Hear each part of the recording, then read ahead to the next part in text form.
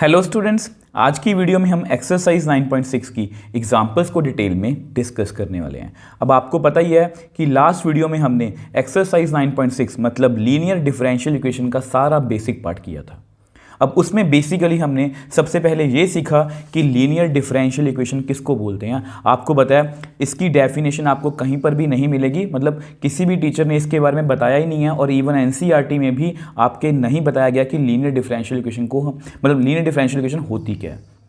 तो मैंने यहाँ पर थोड़े से एफर्ट्स किए हैं आपको बताने के लिए कि एक्चुअल में लीनियर डिफरेंशियल इक्वेशन की डेफिनेशन क्या है और उसमें हम बेसिकली कौन कौन से जो पॉइंट्स है वो चेक करेंगे। जैसे डिपेंडेंट वेरिएबल, जैसे यहाँ पर डिपेंडेंट वेरिएबल वाई भी हो सकता है, एक्स भी हो सकता है। तो डिपेंडेंट वेरिएबल उसके डेरिवेटिव की कोई भी पावर नहीं होनी चाहिए, मतलब वो सिंगल पावर में होनी चाहिए, तभी वो लीनियर होंगे।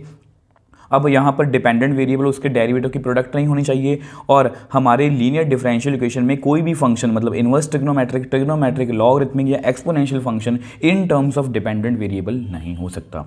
तो ये आपको मैंने बेसिक्स वाली वीडियो में बताया था और साथ में मैंने आपको ये बताया था कि लीनियर डिफरेंशियल इक्वेशन दो तरह से होती है, linear differential equation in y, linear differential equation in x. अब ये इनकी स्टैंडर्ड फॉर्म्स हैं और साथ में मैंने आपको उसके बाद एक एग्जाम्पल करवाई थी जिसमें मैंने आपको सारा प्रोसीजर समझाया था कि बेसिकली लीनियर डिफरेंशियल इक्वेशन को हम सॉल्व कैसे करते हैं और उसकी जो सारी डेरिवेशन है मैंने आपको with the help of example explain की थी। अब उसके बाद मैंने आपको ये मैपिंग दी थी। अब जो भी हम क्वेश्चंस और एग्जाम्पल्स करेंगे वो इस मैपिंग के थ्रू ही करेंगे। आपको पता है आपकी दो तरह की लीनियर डिफरेंशियल इक्वेशन होती है, तो एक को हम इस तरह से सॉल्व करेंगे, एक को हम इस तरह से सॉल्व करेंगे। दोनों सेम ही हैं, जस्ट माइनर चेंजेस हैं।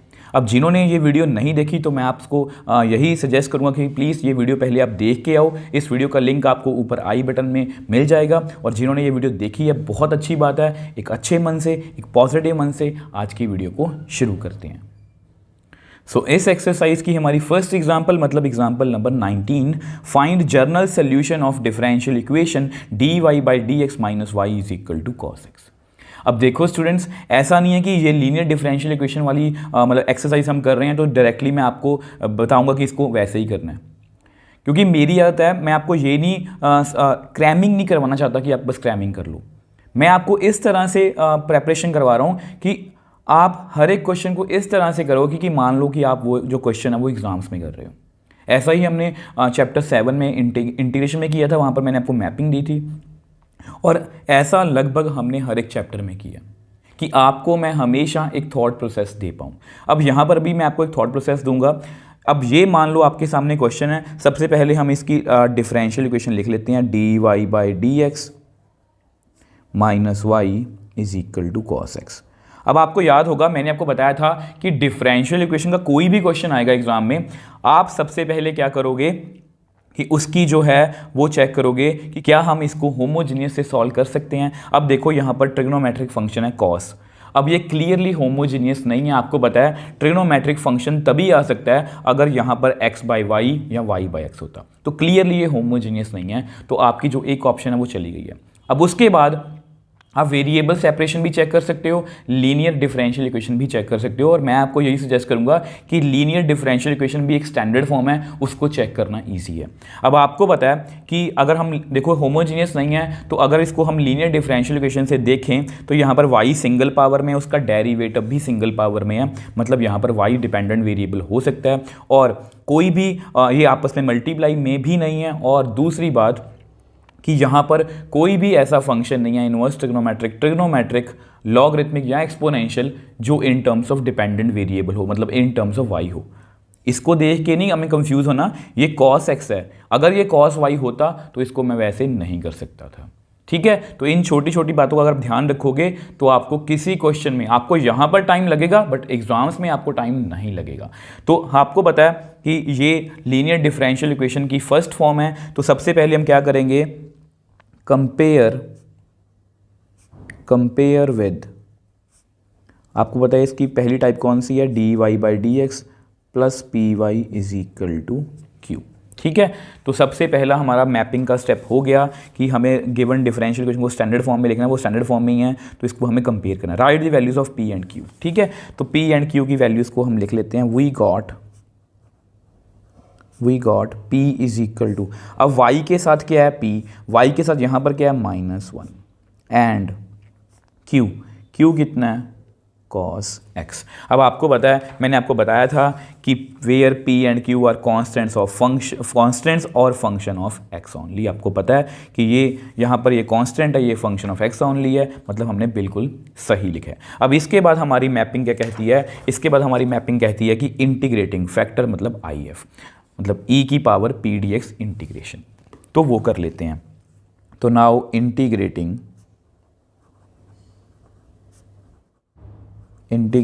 फैक्टर, ठीक है। तो इंटीग्रेटिंग फैक्टर मतलब IF, तो इसको हम कैलकुलेट कर लेते हैं। अब इसका फॉर्मूला क्या है, यहाँ पर ये फर्स्ट टाइप है e की पावर p dx, ठीक है। तो अब इसको कैलकुलेट कर लेते हैं। नाउ e की पावर p कितना है हमारा -1 dx। अब आपको पता है माइनस तो बाहर चले जाएगा और 1 की इंटीग्रेशन कितनी होगी, यस x, 1 की इंटीग्रेशन x। अब प्लस c हम यहाँ पर नहीं लिखेंगे। आपको पता है प्लस c नहीं लिखने का कारण क्या होता है, मैंने आपको लास्ट बेसिक्स वाली वीडियो में अच्छे से समझाया था, तभी मैं आपको बोलता हूँ कि बेसिक्स वाली वीडियो देखा करो। उसमें मैंने आपको बताया था कि प्लस c लिखने का कारण क्या है, कि मैंने वहाँ पर आपको प्लस c लिख के दिखाया था कि प्लस c हम लिखते हैं, बाद में जब फिल करते हैं तो अल्टीमेटली वो कैंसिल आउट हो जाता है। तो इसलिए उस कैलकुलेशन से बचने के लिए हम प्लस c यहाँ पर नहीं लिखते, सिर्फ और सिर्फ इंटीग्रेटिंग फैक्टर में। अदरवाइज प्लस c लिखना जरूरी है, क्योंकि ये कांस्टेंट ऑफ इंटीग्रेशन होता है और इसको हमें लिखना होता है इंटीग्रेशन में, बट यहाँ पर जस्ट कैलकुलेशन को अवॉइड करने के लिए हम छोड़ देते हैं, और हर एक बुक में भी ऐसा ही किया गया। अब ये हमारा क्या है, इंटीग्रेटिंग फैक्टर, इसको आप लिख के रख लो, इंटीग्रेटिंग फैक्टर। अब आपको पता है इसके बाद मैंने आपको कुछ जो लास्ट बेसिक्स वाली वीडियो भी थी, कुछ मैंने आपको प्रोसीजर बताया था कि इसको हम यहाँ पर मल्टीप्लाई करेंगे, वो डेरिवेटिव बन जाता है। अब वो सब कुछ हम यहाँ पर नहीं करेंगे, वो हमने प्रोसीजर सारा सीख लिया। अब हमारा एक ही स्टेप रह गया, we got the solution of given differential equation in the form of y into IF q into IF dx, ठीक है। तो हम यहाँ पर लिख देते हैं we got solution of differential equation in the form of, अब किसकी फॉर्म में मिलेगा हमें, y इंटू IF, ठीक है, is equal to q into IF dx। देखो ये हमें याद ही करना पड़ेगा, और इसके पीछे की जो कहानी है वो मैं आपको बेसिक्स वाली वीडियो में अच्छे से बता चुका हूँ। अब देखो IF कितना है हमारा, e की पावर -x, आपके सामने ही है। q कितना है हमारा cos x, IF कितना है हमारा e की पावर -x dx। अब देखो इसको हमें सॉल्व करने की ज़रूरत नहीं है, अब जस्ट हमें इसको इंटीग्रेट करना है और वहाँ से हमारा सोल्यूशन आ जाएगा। अब देखो यहाँ पर जिन बच्चों का इंटीग्रेशन का लेवल बहुत अच्छा है वो इसको देखते ही पहचान जाएंगे। जिन्होंने लेवल अच्छे का मतलब क्या है, कि जिन्होंने इंटीग्रेशन को बहुत अच्छे से प्रैक्टिस भी किया, रिवीजन भी किया और मेरे से अच्छे से पढ़ा भी है। अब जिन बच्चों को थोड़ी बहुत मतलब कंफ्यूजन है, तो उनके लिए बता देता हूँ कि यहाँ पर हमें कौन हेल्प करेगा, हमारी मैपिंग। और हमारी मैपिंग हमें क्या कहती है कि सबसे पहले हम ये चेक करेंगे अलजेब्रिक या नॉन अलजेब्रिक, और ये क्लियरली नॉन अलजेब्रिक है क्योंकि इसमें कॉस भी है और एक्सपोनेंशियल फंक्शन भी है। तो क्या चेक करेंगे, एंगल -x, और ये लीनियर फंक्शन है, मतलब ये x की पावर 1 ही है। तो क्या ये इंटीग्रेबल हो रहा है, नहीं, ऐसा कोई भी फॉर्मूला मेरे पास नहीं है जिससे ये इंटीग्रेबल हो जाएगा। तो वी गो फॉर डेरिवेटिव्स। अब कॉस का डेरिवेटिव माइनस साइन होता है, और e x का डेरिवेटिव e की पावर -x का डेरिवेटिव -1 इंटू e की पावर -x, अब वो भी साथ में नहीं बन रहा। तो इसके बाद इंटीग्रेशन बाय पार्ट्स और स्पेशल इंटीग्रल, तो हमारे पास दो ही ऑप्शंस हैं। अब बेसिकली ये इंटीग्रेशन बाय पार्ट्स के अंदर ही एक स्पेशल इंटीग्रल है। अब मैं आपको समझाने की कोशिश करता हूँ। देखो अब हमें इतना तो क्लियर है कि इसको हमें इंटीग्रेशन बाय पार्ट्स से करना है। अब आपको पता है कि इंटीग्रेशन बाय पार्ट्स में हम क्या करते हैं, ये एक्सपोनेंशियल फंक्शन है और ये ट्रिग्नोमेट्रिक, और आइलेट में t पहले आता है और e बाद में, मतलब ये फर्स्ट फंक्शन है, ये हमारा सेकंड फंक्शन है। अब जैसा कि मैंने आपको बताया कि क्योंकि ये एक स्पेशल टाइप है तो इसको हम मतलब कि स्पेशल टाइप से करेंगे। वो देखो मैंने पहले लिखा हुआ है special type ex sin x ex cos x। जब भी एक्सपोनेंशियल फंक्शन के साथ sin x या cos x होता है तो वो एक स्पेशल टाइप होती है, क्योंकि इसका जो साइकिल है वो कभी भी ख़त्म नहीं होता। अब हो सकता है किसी कुछ बच्चों को मेरी बात समझ में आ गई हो सकता है कुछ को ना आई हो। जिनको नहीं आई वो जब क्वेश्चन करेंगे तब आपको क्लियर हो जाएगा। ठीक है, तो इस स्पेशल इंटीग्रल को सॉल्व करने के लिए ऐसा करो, इसको नंबर 1 दे दो, लेट इसको लिख लो आई, इसको एक नेम दे दो, इस इंटीग्रल को एक नेम दे दो cos x इंटू ई की power minus x D x. अब यहाँ पर हम लिख भी देते हैं कि इसको हम आइलेट से करने वाले हैं ताकि आपको हमेशा याद रहे कि यहाँ पर मैंने आइलेट लगाया था। ठीक है, अब आपको मैंने बता ही दिया ये फर्स्ट फंक्शन है। तो आइलेट हमारा क्या कहता है, देखो आइलेट हमारा क्या कहता है, first function as it is second की इंटीग्रेशन माइनस फर्स्ट का डेरिवेटिव सेकंड की इंटीग्रेशन और फिर लास्ट में होल की इंटीग्रेशन। तो करते हैं, इनकी इंटीग्रेशन तो हमारे लिए बहुत इजी है। तो i is equal to cos x e की पावर माइनस एक्स। अब देखो आपको याद होगा मैंने आपको एक चीज़ बताई थी इंटीग्रेशन में, इंटीग्रेशन के देखो बेसिक्स आपको क्लियर होने चाहिए। ठीक है, अगर कभी भी ऐसी सिचुएशन आ जाए कि ऊपर एंगल जो है वो लीनियर होना चाहिए तो इसकी इंटीग्रेशन कैसे होगी, ई की power a x plus b divide by a x plus b का डेरिवेटिव प्लस सी। तो इसका आंसर कितना आएगा, ए एक्स प्लस बी का डेरिवेटिव ए प्लस सी। अब आप में से कुछ बच्चे सोचेंगे कि सर आप मुश्किल करवा रहे हो, हमें तो ऐसा कुछ नहीं पता। देखो ई एक्स की इंटीग्रेशन भी बेसिकली ऐसे ही होती है, ई एक्स की इंटीग्रेशन ई एक्स और एक्स का डेरिवेटिव वो कितना होता है 1, और वो हम लिखते नहीं हैं, मैं जस्ट आपको पीछे की कहानी बता रहा हूँ। अब सेम वे से ई की पावर माइनस एक्स की इंटीग्रेशन भी ई की power minus x derivative of minus x plus c, मतलब ई की power minus x upon minus 1 plus c. तो यही हम यहाँ पर लिखेंगे। अब पीछे की कहानी हमेशा मैं इसलिए बताता हूँ ताकि आपको क्लियर हो कि एक्चुअल में क्या प्रोसीजर हो रहा है। ऐसा नहीं होता कि क्वेश्चन को मुझे लेंथी करना है, ऐसा होता है कि आपको हर एक चीज़ क्लियर हो। अब कॉस एक्स का, अब यहाँ पर फिर मैं आपको लेंथी ही बताऊँगा। अब सबको पता है कि इसका derivative minus sine x then डेरी, मैं क्या करूँगा, कॉस एंगल का derivative minus sine angle derivative of angle, क्योंकि अगर यहाँ पर 2x होता तो कुछ बच्चे कंफ्यूज हो जाते हैं, तो माइनस साइन एक्स। ठीक है, अब इसका अगेन इंटीग्रेशन हम कर चुके हैं, ई की power minus x upon minus 1 D x. अब क्लियरली यहाँ पर ये जो माइनस साइन है इसको आप कैंसिल आउट कर सकते हो। ठीक है, तो आगे चलते हैं। तो विच एम्प्लाइज, ऐसा करो इस माइनस को ऊपर लिख लो, माइनस कॉस एक्स ई की पावर माइनस एक्स। अब ये माइनस माइनस कैंसिल आउट हो गए हैं, साइन एक्स ई की power minus x D x. अब आप में से कुछ बच्चों को थोड़ा थोड़ा क्लियर हो गया होगा, ध्यान से देखो, हम कॉस से स्टार्ट हुए थे, साइन पर आ गए हैं। तो इस तरह से ये जो साइकिल है ये कभी भी ख़त्म नहीं होता। तो ऐसा करते हैं, इसको हम नेक्स्ट पेज पे सॉल्व कर लेते हैं। अब देखो हम यहाँ पर पहुँच गए थे। अब आपको पता है यहाँ पर हमें फिर से इंटीग्रेशन में पार्ट्स लगाना पड़ेगा, तो शुरू करते हैं। ठीक है, तो माइनस कॉस एक्स ई की पावर माइनस एक्स माइनस, अब यहाँ ब्रैकेट डालोगे, यहाँ माइनस का साइन है। अब फर्स्ट फंक्शन यही है, तो sine x as it is, second की integration minus derivative of first, मतलब साइन एक्स का डेरिवेटिव, फिर सेकंड की इंटीग्रेशन, फिर होल की इंटीग्रेशन, और यहाँ ब्रैकेट क्लोज कर दो। ठीक है, तो i is equal to minus cos x e की power minus x minus sine x. अब इसकी इंटीग्रेशन हम जानते हैं, देखो क्वेश्चन एक्चुअली थोड़ा सा लेंथी है बट इसमें सब कुछ हमें सेम करना है। अब इसकी इंटीग्रेशन हम पहले भी कर चुके हैं, इसकी कितनी आएगी, ई की power minus x upon minus 1 minus, अब साइन एंगल का डेरिवेटिव वो भी करके दिखा देता हूँ आपको। साइन एंगल का डेरिवेटिव कितना होगा, cos angle derivative of angle, x का डेरिवेटिव कितना होता है 1, तो कॉस एक्स इंटू 1। तो यहाँ पर मैं लिख देता हूँ कॉस एक्स, यहाँ पर फिर से ई की power minus x upon minus 1 D x bracket closed. तो थोड़ा सा इसको और सॉल्व करते हैं, माइनस कॉस एक्स ई की पावर माइनस एक्स। अब इस माइनस को आप ऐसा करो, ऊपर लिख लो माइनस साइन एक्स ई की पावर माइनस एक्स। अब इस माइनस को आप बाहर ले जाओगे तो प्लस कॉस एक्स ई की power minus x D x. और अगर आप इसको ध्यान से देखोगे, अगर आप इस टर्म को ध्यान से देखोगे तो यहीं से हमने अपना क्वेश्चन स्टार्ट किया था। जो मैं आपको स्टार्टिंग से बोल रहा हूँ कि यहाँ ये जो साइकिल है ये कभी ख़त्म नहीं होगा, इसको फिर से इंटीग्रेट करेंगे तो साइन में जाएगा, साइन से कॉस में, तो ये साइकिल कभी भी ख़त्म नहीं होता।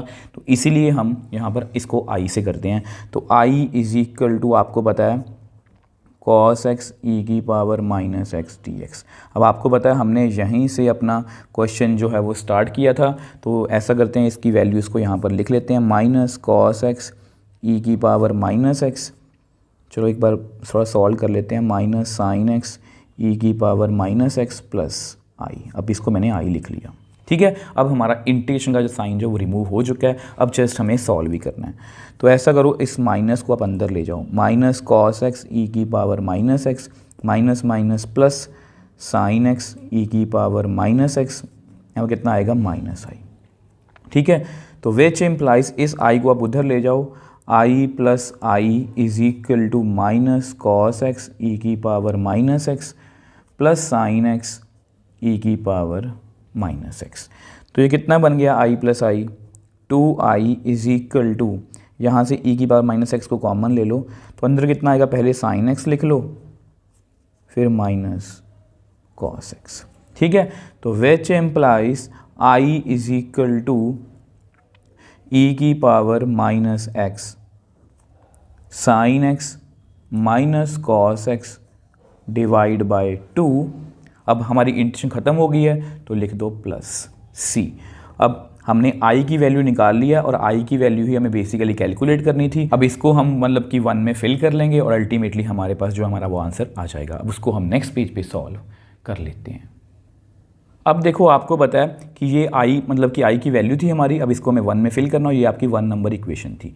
तो फिल करते हैं, तो y इंटू ई की power minus x is equal to, अब ये हमारा i था और i की वैल्यू कितनी है, e की power minus x sine x minus cos x divide by 2 plus c.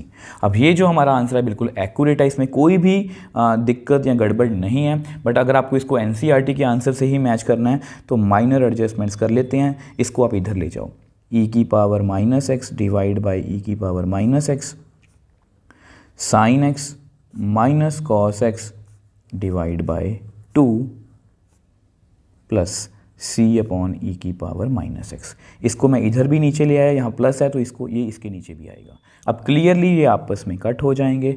तो हमारे पास हमारा फाइनल आंसर कितना आ गया, y is equal to sine x minus cos x divide by 2 plus c into, अब ये माइनस एक्स है ना, ये ऊपर जाके प्लस एक्स बन गया। अब ये जो हमारा आंसर है ये परफेक्टली एनसीईआरटी से मैच कर रहा है। अब देखो स्टूडेंट्स, इस क्वेश्चन को हमने सॉल्व कर लिया। जस्ट इसमें इंटीग्रेशन में हमें टाइम लगा क्योंकि इंटीग्रेशन जो इसका स्पेशल इंटीग्रल आ गया था, बट अदरवाइज सबसे पहले हमने क्वेश्चन को पहचाना ये होमोजीनियस नहीं था क्योंकि इसमें cos x था, ठीक है। अब उसके बाद हमने इसको देखा कि ये जो है ये differential equation, linear differential equation of first type है। तो मतलब इसको मैंने कंपेयर किया, p और q की वैल्यूज़ को लिखा, इंटीग्रेटिंग फैक्टर निकाला और उसको इस फॉर्म में लिखा, इंटीग्रेट किया और अल्टीमेटली हमारे पास हमारा आंसर आ गया। सो नेक्स्ट एग्जाम्पल 20th की बात कर लेते हैं। Find general solution of differential equation x dy by d x plus 2y is equal to x square where x not equal to 0। अब देखो स्टूडेंट्स, कोई भी दुनिया का क्वेश्चन आए मैं आपको हमेशा इसी तरह से कराऊंगा कि जिस तरह से आप उसको एग्जाम्स में सॉल्व करोगे। सबसे पहले हम इसको होमोजीनियस चेक करेंगे। इस जोन में कितने वेरिएबल हैं 1, इसमें कितने वेरिएबल हैं 1, इसमें कितने वेरिएबल हैं 2। मतलब ये क्लियरली होमोजीनियस नहीं है क्योंकि हर एक जोन में डिफरेंट डिफरेंट वेरिएबल हैं। यहाँ पर 2 है, इसमें 1 है, इसमें 1 है। तो क्लियरली यहाँ पर हम होमोजीनियस को छोड़ सकते हैं। अब उसके बाद हमारे पास 2 ऑप्शंस बचती हैं और मैं आपको हमेशा बताऊंगा कि इसको आप लीनियर डिफरेंशियल इक्वेशन से ही चेक करो। अब ध्यान से देखो, इसमें y है और dy बाई डी एक्स है। तो सबसे पहले हमारा ध्यान फर्स्ट टाइप पे ही जाना चाहिए कि इसमें एक डिपेंडेंट वेरिएबल है और दूसरा जो है वो मतलब कि इसका डेरिवेटिव है। अब दोनों की पावर कितनी है 1। अब ये जो x है, अब ये जो x है ये कुछ बच्चों को प्रॉब्लम दे सकता है, बट इस x को हम माइनर एडजस्टमेंट्स करके मतलब एडजस्ट कर लेंगे और इसको हम स्टैंडर्ड फॉर्म में लिख लेंगे क्योंकि हमारे पास अल्टीमेटली जो भी बनेगा ना वो बिल्कुल लीनियर डिफरेंशियल इक्वेशन की फर्स्ट टाइप जैसा ही बनेगा, क्योंकि इसमें सभी कंडीशंस फुलफिल हो रही हैं। ना तो ये y dy बाई डी आपस में मल्टीप्लाई में है, और ना ही कोई ऐसा कोई फंक्शन है इनवर्स ट्रिग्नोमेट्रिक लॉगरिथमिक या एक्सपोनेंशियल जो इन टर्म्स ऑफ y हो। तो क्लियरली इसको मैं फर्स्ट टाइप से कर सकता हूँ। तो सबसे पहले ना ऐसा करो, इस x को हम एडजस्ट करने की कोशिश करते हैं। इस x को ना आप उधर ले जाओ, तो dy बाई डी एक्स, तो 2/x y plus x square by x. तो बेसिकली मैंने इस या ऐसा करो x/x, मैंने दोनों तरफ x से डिवाइड कर दिया ताकि ये जो x है ये ख़त्म हो पाए, क्योंकि ये हमारी स्टैंडर्ड फॉर्म से नहीं मैच कर रहा। आपको पता है ये हमारी स्टैंडर्ड फॉर्म है, dy by d x plus p y is equal to q. dy by d x के साथ कुछ भी नहीं होता, ठीक है। तो मैंने उसी को रिमूव करने की कोशिश की है, तो यहाँ पर ये आपस में कट हो गए। तो हमारे पास कितना आ गया, dy by d x plus 2/x y is equal to, यहाँ पर ये भी कट हो रहे हैं तो कट कर दो, ना आया x। अब ये जो है, अब ये डिफरेंशियल इक्वेशन अब हमारी स्टैंडर्ड फॉर्म से मैच हो रही है। अब इसको हम नेक्स्ट पेज पे सॉल्व कर लेते हैं। अब यहाँ पर मैं आपको एक बात बताना भूल गया कि x नॉट इक्वल टू 0 क्यों लिखा गया। वैसे इतना ज़रूरी भी नहीं है, बट मेरी आदत होती है कि मैं आपको हर एक पॉइंट एक्सप्लेन करूँ। अब x नॉट इक्वल टू 0 क्यों लिखा गया है? अगर x यहाँ पर 0 होगा, अगर यहाँ पर x 0 होगा तो देखो, तो यहाँ पर 0 into d y by d x plus 2y is equal to 0। तो ये 0 into d y by d x कितना होगा, 0 प्लस 2y। तो बेसिकली ये एक डिफरेंशियल इक्वेशन ही नहीं रहेगी अगर x 0 होगा। तो इसलिए यहाँ पर लिखा गया है कि x की वैल्यू 0 नहीं हो सकती। अब इसको हम नेक्स्ट पेज पे सॉल्व कर लेते हैं। अब देखो हमारी जो डिफरेंशियल इक्वेशन है वो इस फॉर्म में आ चुकी है। अब हम इसको कंपेयर कर सकते हैं, क्योंकि हम जानते हैं कि इसको हमें किससे कंपेयर करना है। Compare with dy by d x plus p y is equal to q. We got, आपको पता है p की वैल्यू कितनी आएगी, y के साथ p है, y के साथ क्या है 2/x, एंड q क्या है हमारा x। अब आपको पता है p और q क्या होते हैं, कॉन्स्टेंट्स और फंक्शन ऑफ x ओनली। यहाँ पर दोनों फंक्शन ऑफ x ओनली हैं, ठीक है। अब इसके बाद हमारा नेक्स्ट स्टेप क्या होगा कि हमें p और q की वैल्यूज़ को लेके के इंटीग्रेटिंग फैक्टर और उसके बाद हमारा सोल्यूशन, तो वो करते हैं।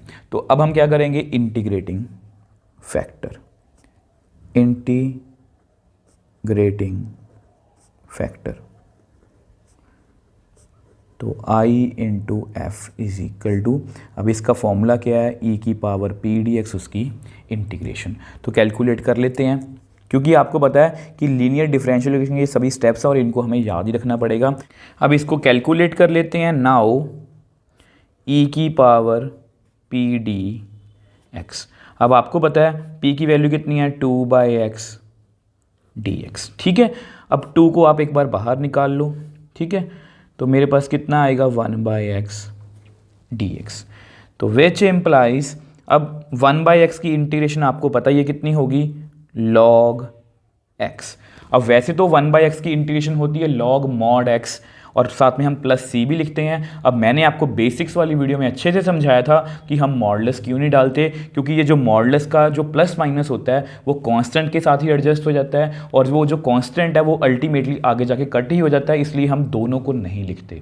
ये मैंने आपको बेसिक्स वाली वीडियो में अच्छे से समझाया था, इसलिए आपको बोलता हूँ कि हमेशा बेसिक्स वाली जो मतलब कि अपनी वीडियो है उसको ध्यान से देखा करो, ठीक है। अब देखो e और log आपस में कैंसिल आउट हो सकते हैं, बट बीच में क्या है 2।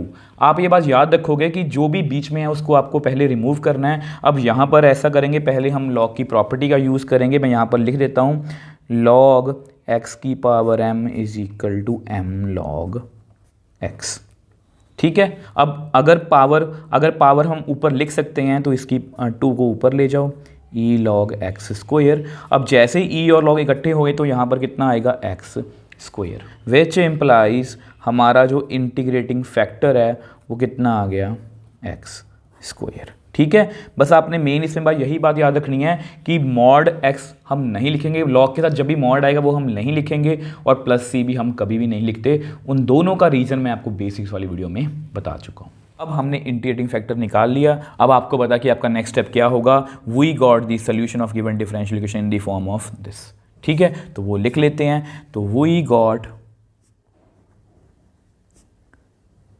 solution of differential equation in the form of ये फर्स्ट कैटेगरी है y into i f q into i f और उसकी इंटीग्रेशन। अब सभी वैल्यूज़ को हम यहाँ पर जस्ट फिल ही करना है, बहुत इजी क्वेश्चन है ये। y इंटू आई एफ की वैल्यू कितनी है हमारी एक्स स्क्वायर, क्यू कितना है हमारा x, और आई एफ की वैल्यू कितनी है एक्स स्क्वायर। अब ये जो इंटीग्रेशन है ये हमारे लिए बहुत ईजी है। तो यहाँ पर कितना आ गया y into x square into x कितना आएगा एक्स क्यूब। अब इसकी इंटीग्रेशन तो मेरे लिए बहुत ईजी है, मैं इसकी इंटीग्रेशन झट से कर दूंगा 4/4 प्लस c। अब ये जो हमारा आंसर है ये बिल्कुल एक्यूरेट है, बट फिर से हमेशा की तरह अगर आपको एनसीईआरटी के आंसर से इसको मैच करना है ताकि हमें प्रूव दैट में दिक्कत ना आए, इस एक्स स्क्वायर को आप उधर ले जाओ। अब कुछ बच्चे ना मुझसे पूछते हैं कमेंट्स में कि सर आंसर को मैच करना एनसीईआरटी से क्यों ज़रूरी है, या हम एनसीईआरटी के आंसर से कैसे मैच करेंगे। देखो, एनसीईआरटी के आंसर से मैच करना इसलिए ज़रूरी है ताकि अगर मान लो ये क्वेश्चन आपको एग्जाम्स में है और वहाँ पर लिखा हो कि प्रूव करो कि इसका जो सोल्यूशन है वो इतना ही आएगा, तब हम वहाँ पर पहुँचेंगे। देखो मैं इसको कंप्लीट कर लूँ एक बार। जैसे यहाँ पर एक्स स्क्वायर और ये आपस में कट हो जाएंगे तो यहाँ पर 2 रह जाएगा।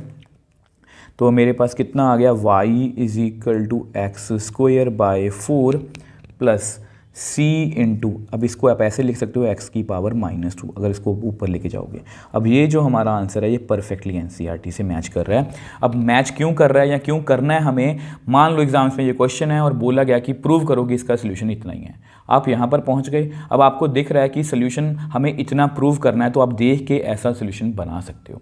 अदरवाइज़ हम अपना आंसर किसी भी क्वेश्चन में यहाँ पर छोड़ सकते हैं, कोई भी दिक्कत नहीं है। अब सेम वही कहानी है हमारी होमोजीनियस चेक किया, क्योंकि हम हमेशा होमोजीनियस से स्टार्ट करेंगे। होमोजीनियस नहीं था क्योंकि इसमें हर एक जोन में डिफरेंट वेरिएबल्स थे। तो उसके बाद मैं लीनियर डिफरेंशियल इक्वेशन के पास गया, मुझे पता लगा यहाँ पर y और dy/dx है, प्रोडक्ट में नहीं है और कोई भी नॉन अलजेब्रिक फंक्शन नहीं है इन टर्म्स ऑफ y। तो मैंने इसको लीनियर डिफरेंशियल इक्वेशन की फर्स्ट टाइप से सॉल्व कर दिया और अल्टीमेटली हमारे पास हमारा आंसर आ गया। सो नेक्स्ट एग्जाम्पल 21 की बात कर लेते हैं। अब ये जो एग्जाम्पल है ये बहुत इंपॉर्टेंट है, इससे आपको काफ़ी कुछ सीखने को मिलेगा। अब देखो, find general solution of differential equation y dx minus x plus 2y² dy is equal to 0। अब जितने भी हमने पहले दोनों एग्जाम्पल्स किए वो ऑलमोस्ट स्टैंडर्ड फॉर्म में थी। अब ऐसे ही क्वेश्चन आपको एग्जाम्स में पूछे जाएंगे, ठीक है। मतलब ये जो क्वेश्चन है ये स्टैंडर्ड फॉर्म में नहीं है। अब यहाँ से हम dy/dx में भी जा सकते हैं, dx/dy में भी जा सकते हैं। तो ऐसे क्वेश्चंस ज़्यादा इंपॉर्टेंट हैं और इन्हीं क्वेश्चंस के लिए मैं आपको हमेशा रेडी करता हूँ कि आप भूल जाओ कि आप लीनियर डिफरेंशियल इक्वेशन की एक्सरसाइज कर रहे हो। सबसे पहले होमोजीनियस चेक करो। इस जोन में कितने वेरिएबल हैं 1, इसमें 1 है, इसमें कितने वेरिएबल हैं 2, y की पावर 2 है ना। तो ये क्लियरली होमोजीनियस नहीं है। तो यहाँ से आपको आइडिया हो गया कि ये होमोजीनियस तो नहीं है। अगर ये होमोजीनियस नहीं है तो हम लीनियर डिफरेंशियल इक्वेशन के पास जा सकते हैं। अब ये लीनियर डिफरेंशियल इक्वेशन में हमें थोड़ा सा डाउट रहेगा कि हम इसके पास जाएं या इसके पास जाएं। अब यहाँ पर मैं आपको एक ही बात बताऊँगा जो मैंने आपको डेफिनेशन में बताई थी कि आपने ये देखना है कि जो भी डिपेंडेंट वेरिएबल है, आप देखो इसमें डिपेंडेंट वेरिएबल कौन है x, इसमें डिपेंडेंट वेरिएबल कौन है y। अब ये डिपेंड करता है कि डिपेंडेंट वेरिएबल, मैंने आपको बताया था डिपेंडेंट वेरिएबल और उसके डेरिवेटिव की पावर कितनी होनी चाहिए 1। अब यहाँ पर y और y² है, मतलब यहाँ पर y की पावर 2 है। ये क्लियरली ये वाली फॉर्म नहीं हो सकती क्योंकि इसकी पावर 2 है। अब यानी कि इसको मैं डिपेंडेंट वेरिएबल x की फॉर्म में कर सकता हूँ क्योंकि यहाँ पर x सिंगल पावर में है।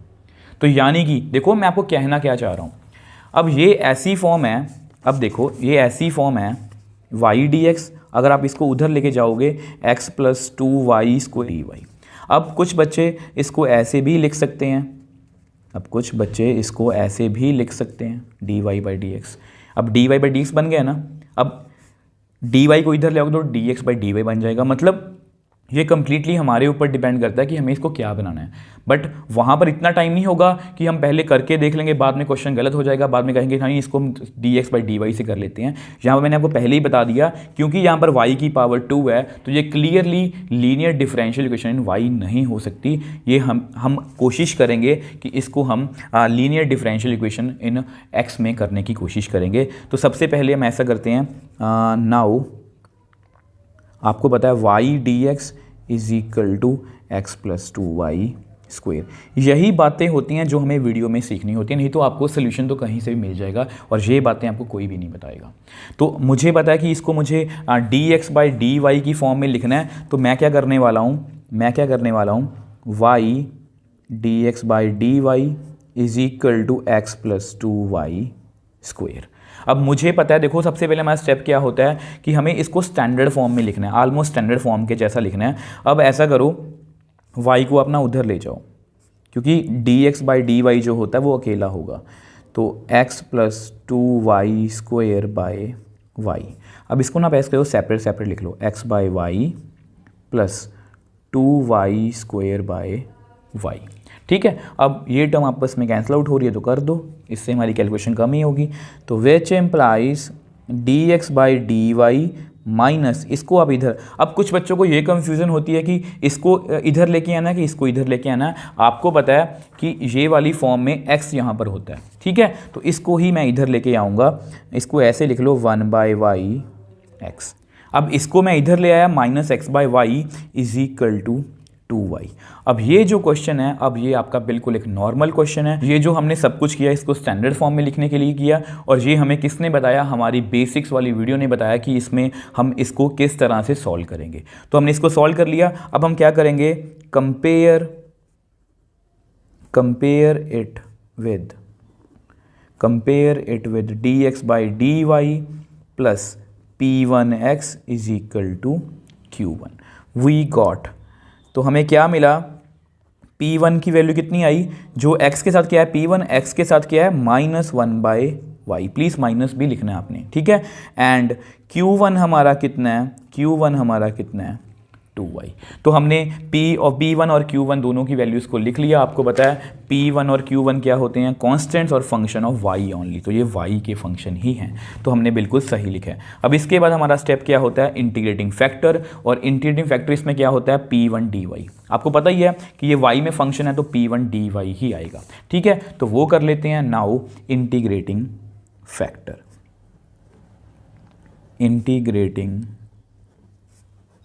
फैक्टर मतलब IF कितना आएगा, e की पावर P1 dy उसकी इंटीग्रेशन।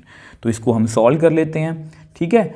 बस इन छोटी छोटी बातों को आप ध्यान रखोगे कि यहाँ पर dy लगेगा, तो इसको सॉल्व कर लेते हैं। नाउ e की पावर P1 dy।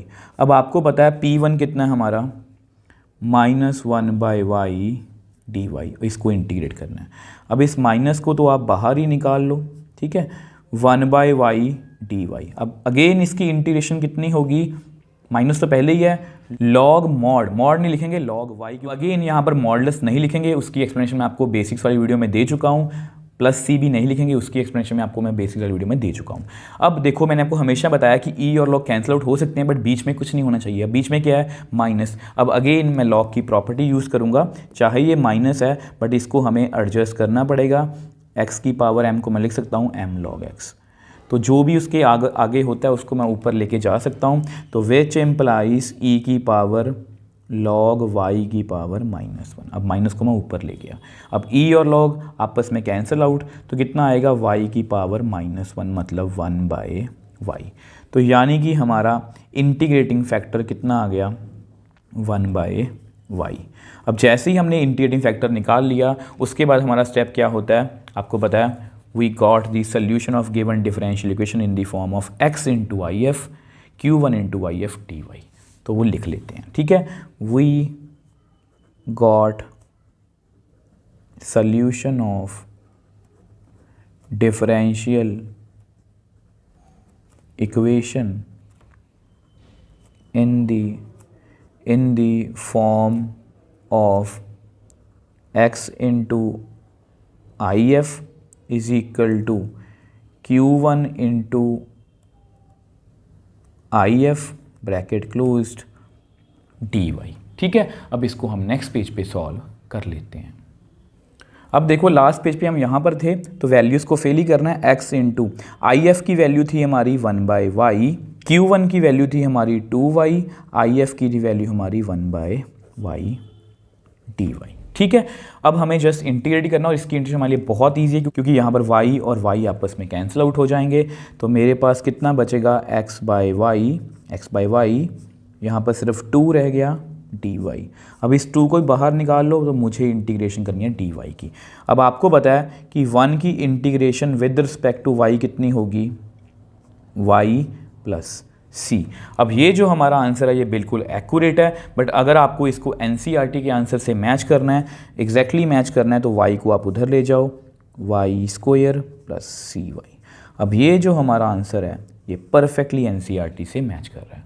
अब इसमें भी सेम वही कहानी थी। हमने सबसे पहले बस इसमें जो चेंजेस थे वो स्टार्टिंग में थे, तो एक बार जल्दी से इसको रिकॉल कर लेते हैं। अब बेसिकली इस क्वेश्चन में प्रॉब्लम कहाँ पर थी, यहाँ पर थी इसकी स्टेटमेंट में, क्योंकि कुछ बच्चे यहाँ पर देखो मैंने आपको क्या सिखाया, होमोजीनियस चेक करो, 1 यहाँ पर 2 है तो ये होमोजीनियस नहीं है, हर एक जोन में डिफरेंट वेरिएबल्स हैं। अब उसके बाद हमने लीनियर डिफरेंशियल इक्वेशन चेक करना था और लीनियर डिफरेंशियल इक्वेशन में हमारे पास दो ऑप्शंस हैं। अब इसके लिए सबसे अच्छा मेथड यही है कि यहाँ पर दो ऑप्शंस हैं। देखो सबसे पहले हम y में जा सकते हैं, लीनियर डिफरेंशियल इक्वेशन हम y में जा सकते हैं या x में। अब y में नहीं जा सकते हो कि y की पावर 2 है, मैंने आपको डेफिनेशन में ही समझा दिया था कि y की पावर 2 नहीं हो सकती। ठीक है, अब x में जा सकते हैं। अब x की सिंगल पावर है तो मतलब मुझे लगा कि x में जा सकते हैं, तो मैंने x में लिखने की कोशिश की है, dx/dy, इसको स्टैंडर्ड फॉर्म में लिख लिया। उसके बाद जस्ट वही कहानी, कंपेयर किया, P1 Q1 की वैल्यू निकाल ली, इंटीग्रेटिंग फैक्टर, सोल्यूशन को इस तरह से लिखा, इंटीग्रेट किया और हमारे पास हमारा आंसर आ गया। अगर आप इस तरह से क्वेश्चंस को करोगे, जिस तरह से आप हमेशा ये मान के चलना कि हम एग्जाम्स में क्वेश्चन सॉल्व कर रहे हैं, यहाँ पर आपको टाइम लगेगा, नोट्स में टाइम लगेगा, वीडियोस में टाइम लगेगा, बट अगर आप यहाँ पर जितना टाइम लगाओगे ना उतना ही कम टाइम आपको क्वेश्चन सॉल्व करने में लगेगा एग्जाम्स में। यहाँ पर ज़्यादा टाइम लगाओ, एग्जाम्स में आपको कम टाइम लगेगा। अगर आप इस तरीके से करोगे तो आपको मैथ्स में कोई भी दिक्कत नहीं आने वाली।